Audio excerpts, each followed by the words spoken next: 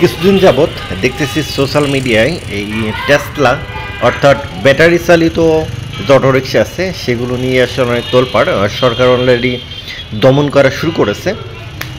তবে এই ব্যাপারটা নিয়ে অনেকে সহানুভূতি দেখাচ্ছেন, রিক্সাওয়ালাদের কান্নাকাটি আমরা আসলে দেখতেছি। তো অনেকেই মানে বিভিন্ন ধরনের কমেন্ট আসলে করতেছেন, কেউ ভালো কমেন্ট করতেছেন, কেউ খারাপ কমেন্ট আসলে করতেছেন। তবে বাস্তবতা হচ্ছে ঢাকা শহর এমন একটা আসলে অবস্থা হয়ে গেছে। দেখুন, টেসলা অর্থাৎ রিক্সাতে ব্যাটারি চালিত রিক্সাতে ঢাকা শহর পুরো ছেয়ে গেছে।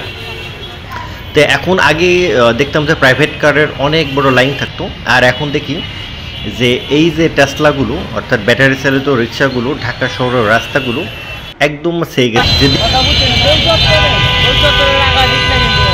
বাবা দেখছো প্রচুর রিক্সা পুরো দখল করে আছে।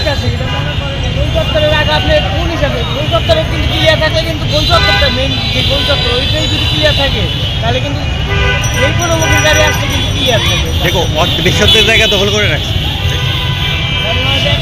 আমার মনে হয় এই রিক্সাগুলো একবারে দমন না করে একটা নিয়ম শৃঙ্খলা আসলে করা উচিত, যে কোন এলাকায় চলবে কি না চলবে, একটা নিয়ম শৃঙ্খলার ভিতরে নেসলে সব থেকে ভালো হয়।